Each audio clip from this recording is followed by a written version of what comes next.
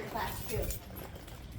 I just noticed something on the syllabus, like just now, that we have a quiz for this week, and it's chapters 13 through 16, but we're just going to cover to 13 today. So I got to go back and look exactly where I left off for quiz 4, but it'll just go to the end of 13. All right.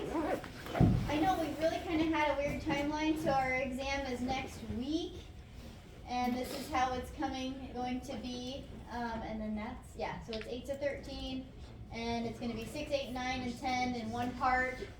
So short answer and multiple choice. That's one that you get 2 chances on, and then part 2 will be 11 through 13. 1 chance on that one. They post on Wednesday. We won't meet on Friday of next week. All right, protein localization, which I should have just called location, just because there's one non-protein thing on the list, and it's the RNA. But anyways, that I have the stuff for down here, and I've updated the table in there so you can see, like, what we're trying to remember. It's a great study sheet for all of these darn location processes, so it'll really organize it for you for the test. Okay, I'm going to cover chloroplasts and the peroxisomes today, and then if I get done early enough, I'll have you guys pick these out and pick your groups today. And then on Wednesday, it'll just be, we're just going to finish putting this together, and if anybody wants to present on Wednesday, we can, or we can push it to Friday. Okay? I might have my daughter on Friday, just a heads up. She's going to turn 5 next month, and sometimes she's like really good, and sometimes she's like, I need to use the bathroom, like right in the middle of I just get started. So just heads up, I've got a little bit of running around with her this week. It's so fun. Usually she's like really good. Are you going to take her to that new science museum? The luminarium. The Kiewit luminarium. I do want to take her to that. Yeah, that's cool. All 4 of them, but I have to see, Oh, it's pricey. I was going to say, it's like 4 of us, so it's like we got to wait for their... Or get the family pass, because the family pass like costs as much as it would to take like 4 people once, and then you get to go like all year. Oh, really? Yeah. I'll check it out. I will check it out. They would love that.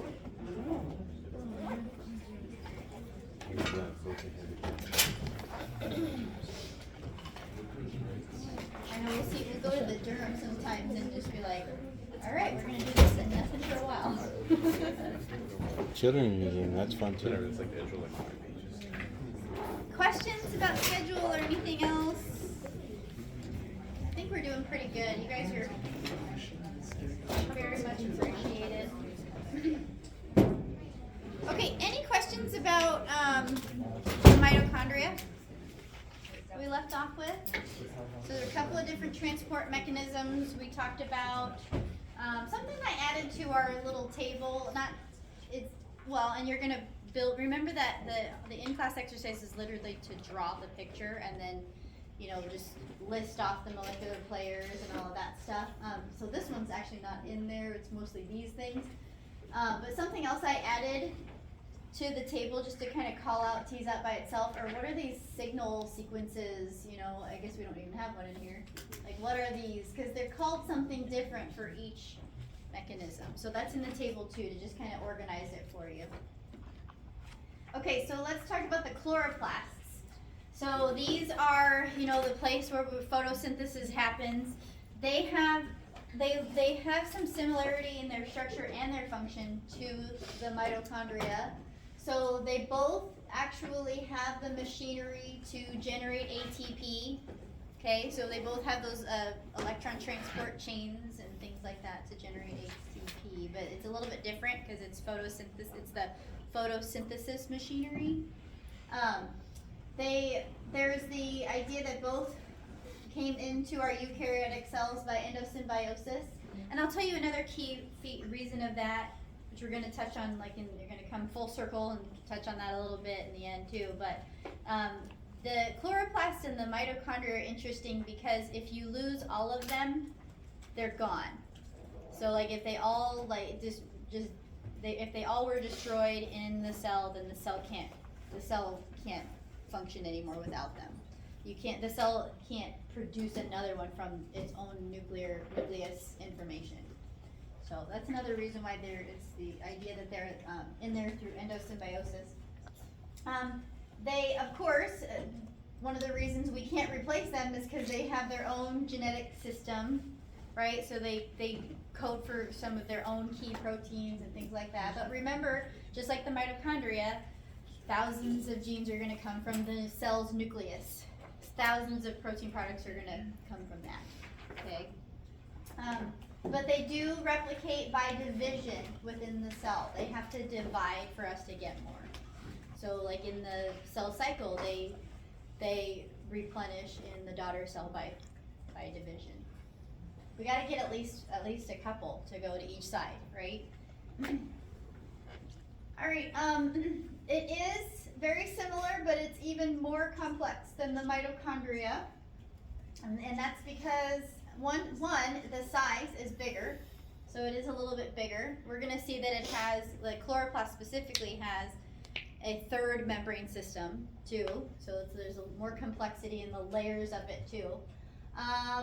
The chemical reactions that the chloroplast is responsible for are also more complex. So like I said, they both have the whole machinery so that they can make ATP, so they do generate that. But the chloroplasts are this is where photosynthesis happens. So they have that unique set of reactions where they capture the light energy to elevate the electron that we steal from water, and then we send that through the photosystems and all of that stuff. And that's all in the light reactions. In the Calvin cycle, they synthesize sugar from carbon dioxide in the air. So they are actually building an organic molecule. This is where we build something. They also will synthesize their own amino acids too. They can, remember in the mitochondria we had that little transporter that grabbed the lipids from the smooth endoplasmic reticulum and brought them to the mitochondria. We don't need to do that in the mitochondria because they will produce their own fatty acids and their own lipids for their membranes. So that's another thing that makes them more complex. They can make their own lipids. So they have 3 compartments. They're going to have, so here is a nice big zoomed out picture. This is a plant cell. So they have the intermembrane space right there, and that's between the outer membrane and the inner membrane. But then inside of that we have the stroma, which is the yellow stuff that you're seeing here. And the stroma is like internal to the inner membrane but external to the thylakoid. So the thylakoids are these, I almost think of them like organelles in the cell. They are these membrane bound sacs inside of the stroma, and then they have their own lumen. So when you hear the stroma, when you're talking about chloroplasts, you got to keep it right in your mind that it's outside of the thylakoid, but it's inside of the envelope. The envelope is the 2 membranes, inner and outer membrane, and then the lumen is always in the thylakoid. It's really common to say the mitochondrial lumen, and people will be trying to refer to this, but it's different. Okay. Another thing that's different is, it's a really good idea to have this straight in your head too, like the direction of things that are happening when we're thinking about transporting things into them and all of that stuff. So for the mitochondria up here in the red and the yellow, when we're building ATP, where is it happening? It's in the matrix, which is synonymous to the stroma of the chloroplast. So it's in the matrix where this is happening. So just take it a little bit further and think about where that the oxidative phosphorylation electron transport chain stuff is. It's in this membrane, and notice the ATP synthase is pointing this end towards the matrix. And that means that our proton gradient is the proton pumps are pumping into the inner membrane space, intermembrane space is where that is. Okay. So then for the chloroplast, we have ATP synthesis happening with the ATP synthase pointing towards the stroma. But unlike the mitochondria, instead of pushing our, instead of that sitting in the inner membrane, it's actually sitting in the thylakoid membrane. Okay. So why is that? The thylakoid is the green thing, right? So that's where those chlorophyll pigments are that are responsible for elevating the electron in photosynthesis and all that stuff. So because this is sitting in this membrane, the H plus proton gradient is built within the thylakoid lumen instead of in this space in between the two membranes. Okay, why do we care? Because we're talking about moving things and we have to think about what is going to draw something from one space to another. So we want to make sure we're mindful of where this H plus proton gradient is going to be. And they're not, this has to be built, right? We have the transporters, the H plus proton pumps that have to pump those in there, in that space. So that's the direction of everything. Try not to go too fast. I feel like I could just fly through this today. Questions about that? All right, so they have their own genome, and so it's a kind of a cool feature that they have their own genome, and they have, what they code for is typically they code for their photosynthesis machinery, so those big multi-protein complexes that sit in the thylakoid membrane is what they're going to code for. Their genomes look really similar to bacteria, and in that it's a circular chromosome, but they can actually have more than one. So they can have more than one chromosome in them. They have 155 genes in their genome, and they have all the tRNAs and all of that, so they can really build all of their machinery is in there, so they can build their proteins. So here are the things that they can produce. So they have their gene expression genes. So they can have their ribosomal RNA, tRNA, ribosomal proteins, RNA polymerase, their own polymerase. The photosynthesis machinery, photosystem 1, photosystem 2, the cytochrome complex, ATP synthase, NADP reductase, dehydrogenase. I dare you to go back and fit those in order of each other, right? So the linear pathway would be photosystem 2, then 1, right? Cytochrome's in there, it's part of the electron transport chain, ATP synthase. We also go to NADP reductase. All right, and then they have some other metabolism things and protein folding and membrane insertion machinery. So what are these? These are the things we're going to spend a little bit of time identifying specifically what those are today.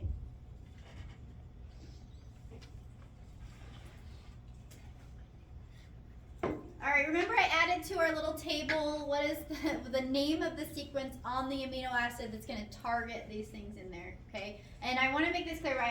I always feel like this is a little confusing the way this is organized, but while we have all of these genes and it is capable of building all this stuff, there's going to be stuff that comes from the cell's nucleus that has to come into the chloroplast, okay? So when we're talking about all these little peptides that are coming in, they were transcribed by the cell's nucleus, and then they're translated on free ribosomes, typically on the outside of the chloroplast. Okay, so the sequence on the amino acid that targets at these free ribosome polypeptides to the chloroplast is the transit peptide, is what it's called, the transit peptide. And it's going to be on the N-terminus of the polypeptide because that's the first part that comes out of the ribosome, right? So it's going to be on the N-terminus. And this is going to actually be the piece that brings it to the first transporter. And the transporter in the chloroplast, remember we had Tom and Tim in the mitochondria. In the chloroplast we have talk and tick. And it's not tick-tock, it's talk and tick. Okay? So TOC is the translocase of the outer membrane of the chloroplast outer membrane, and TIC is the inner membrane. So that's where they sit, on the outer membrane and the inner membrane. So we have, just like in the mitochondria, we have these polypeptide chains that are translated on those free ribosomes in the cell's cytosol, and then they are held. They're not folded. They're held out of their folded conformation by HSP70 chaperones. So our chaperones keep it unfolded. Our transit peptide brings it to the TOC complex. We have, we're forcing something into a space. There's no necessarily like a concentration gradient, so there's some ATP dependence here. These chaperones can actually be even GTPases. The TOC complex is also a GTPase. So just those energy molecules that help us to do work, right? Help us to move things. So the TOC complex goes through a GTP, GDP hydrolysis.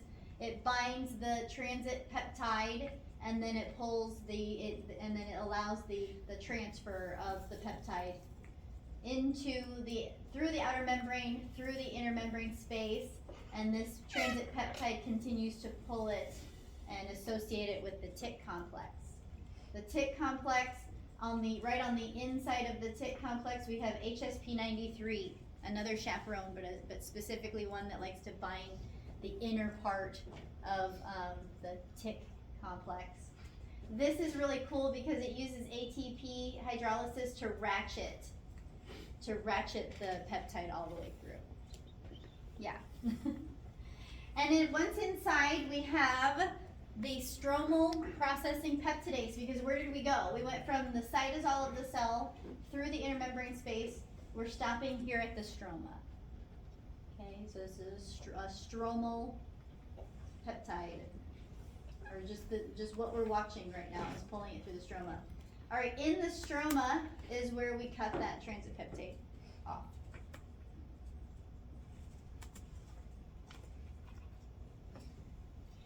That's kind of quick, right? So we just came in through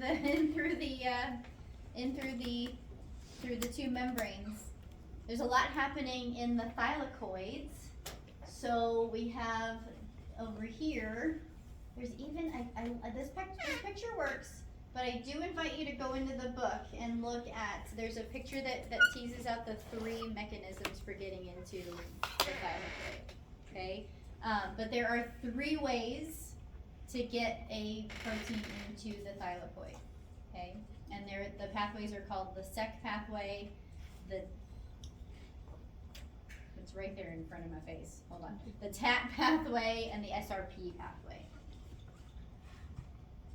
I'm going to describe the SEC-SEC pathway first, because the SEC pathway is for both, can be for both the lumen protein, the lumen destined proteins, or the thylakoid membrane destined proteins. So in this one, we're in the stroma. We don't have our signal sequence, the transpeptidase sequence anymore, because it was cut off. If it was there. And this is going to be associated with, I'm blanking here. Okay, it goes to the SEC translocase, is where it goes, or translocon.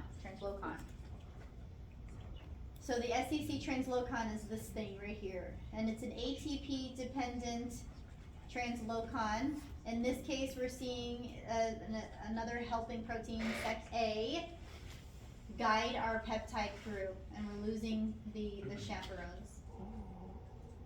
Where did the chaperones come from? I didn't even mention them over here.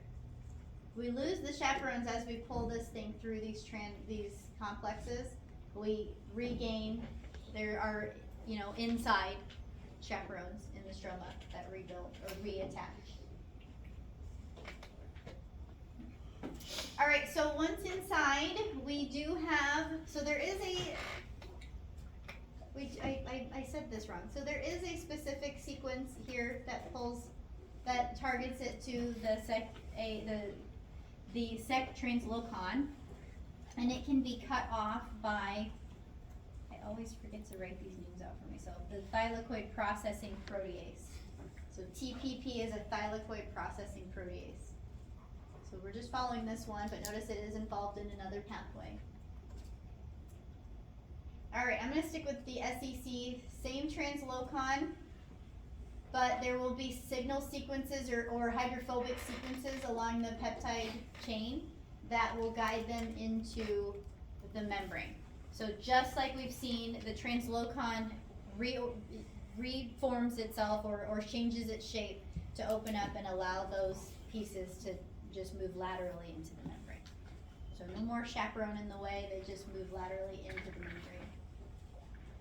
Very similar process, same signal sequence to bring it to the translocon, but then once we get, and then it's the transmembrane alpha helices that drive it into the membrane. Okay, the TAT pathway, this is an interesting wording to it. So the TAT pathway is the twin arginine translocation. So on the end, on the end of this peptide, we have these twin arginines, so two arginines in the peptide sequence. These are the only thing needed to really target it through this translocator. The other interesting thing about these is the driving force to move these proteins into the thylakoid lumen is the difference in the proton gradient. So they have an attraction to the more concentrated side. Okay, so they have an attraction to that thylakoid lumen in it with the help of those two arginines. Does that make sense? All right, the third pathway is the SRP pathway, and my notes are crazy. Okay, SRP pathway. So there's a chloroplast signal recognition particle that that binds the transpeptidase signal, and so chloroplast signal recognition particle, and this is what brings. Okay, so this is actually built on ribosomes in the stroma. So it's actually built by the chloroplast's own machinery. It looks very similar to what we saw in the endoplasmic reticulum, right? So we have the SRP, the chloroplast SRP binds that signal sequence and it pulls the peptide to the ALB3 translocon, and as it's being translated, it is pulled through the translocon, so it's like a co-translational transport. And our membrane hydrophobic sequences help us to drive it into the membrane, so it just moves laterally through the transport protein. So it's ALB3 translocase. I have a hard time with this, and I don't know if you've noticed that, but sometimes it's a translocon, sometimes it's a translocase. So I'm hoping that the table helps to kind of to put that stuff together. And I promise I'm not going to like trick you by putting an answer on the key that's like, is it the translocase or the translocon? You know, if you can remember that it's the ALB3, that's going to be all you need for that.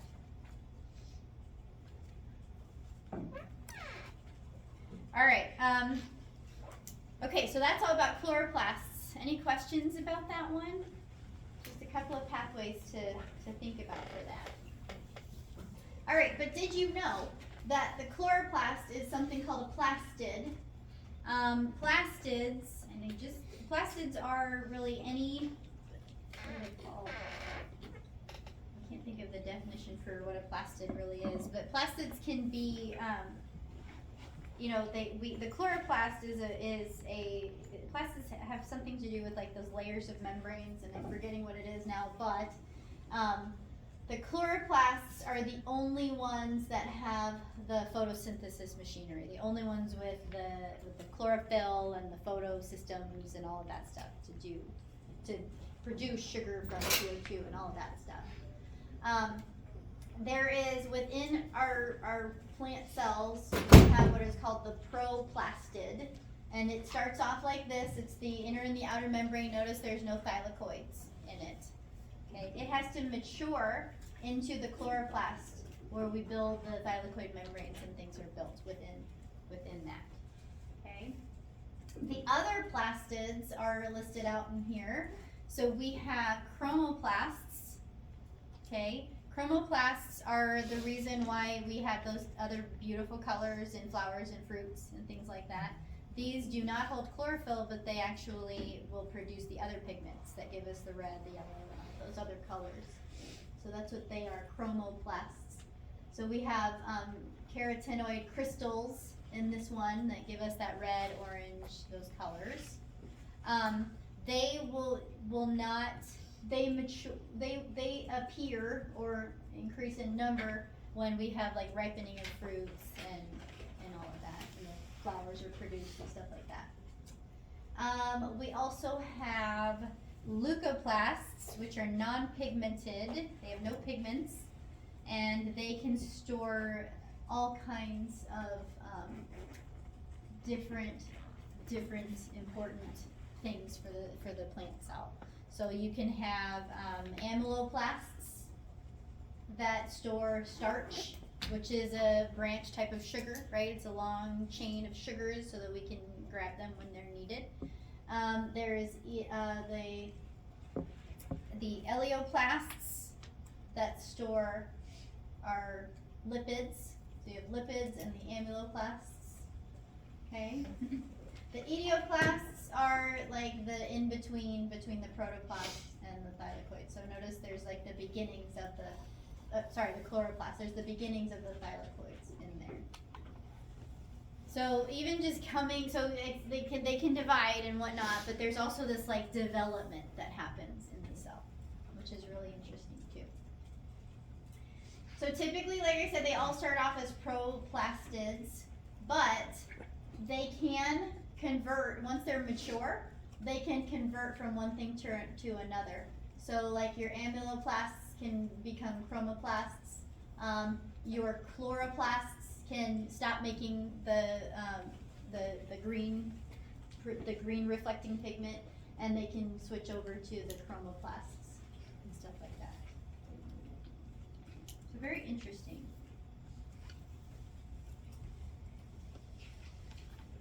All right, peroxisomes. This is our last strange little organelle that you probably never ever talked about in such detail, but the peroxisomes are another membrane-bound organelle within cells, and they are involved in metabolism just like the mitochondria, like not just like that, but they have chemical reactions that are important for overall metabolism of the cell. They're very unique from the mitochondria and the chloroplast in that they don't have their own DNA, and they don't have, they can divide, but they also can be regenerated from the cell's nucleus. So the cell's nucleus has all of the genetic machinery to build these things. Okay. They are a single membrane organelle, and they have enzymes in them, in their membranes or within them that are involved in the metabolism of certain things. So like breaking down like fats and things like that in there. So this is just to give you an idea of like where they are and how big they are. So here's a mitochondria, and then here are some peroxisomes all around the area. They've got the word oxy, so you know there's like the redox reactions that happen, very similar to the other places. All right, so just a long listing of some things about them. I think I might have touched on some of this already. There are lots of different substrates that can be broken down using those redox reactions. The redox reactions that happen in here, though, are going to produce hydrogen peroxide, which is not something that we want hanging out in our cell because hydrogen peroxide could damage DNA. So they have a catalase enzyme that will convert the hydrogen peroxide to water. Have you ever seen, you can actually play around with catalase enzyme by putting hydrogen, like bacteria will produce them, and sometimes we do this in my micro class. If you put hydrogen peroxide on certain bacteria, you'll see them bubble up because they have that catalase enzyme that converts the hydrogen peroxide into water and oxygen, like splits it. So that's why you see the bubbling. You ever put hydrogen peroxide on a wound? You see the bubbling because you have bacteria in it, and you're cleaning it out. Sometimes that's a good thing. All right, so they're also involved in the synthesis of lipids. We went through this whole thing, right, in the endoplasmic reticulum. We saw the production of lipids, the chemical reactions that gave us the dolichol in the smooth endoplasmic reticulum. The same reactions can happen in the peroxisome. So we can get our lipids from two places, the smooth endoplasmic reticulum and from the peroxisome. In the liver, so tissue specific, the peroxisomes are helping to synthesize the bile acids. And that starts off as a cholesterol and then those get converted into those bile acids.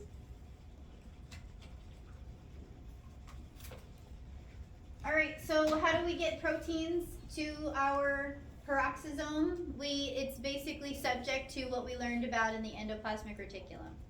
So if it's a membrane-bound protein, it's going to come through the endoplasmic reticulum. There also are some free proteins or proteins that are built on the cytosolic ribosomes, and then they can be transported in to the peroxisome. So here let's follow the endoplasmic reticulum. So we've got our membrane-bound, properly folded, properly glycosylated, decorated things, and they will come and fuse with the membrane of the peroxisome, and that's how they make it there. Remember the snares that we talked about, those things?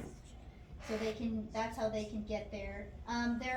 We have this V1, V2 because they're kind of separated by that. I forget now. Okay, two different types. There are two classes of functional peroxisome proteins that move. So it's like protein specific that go to fuse with peroxisomes.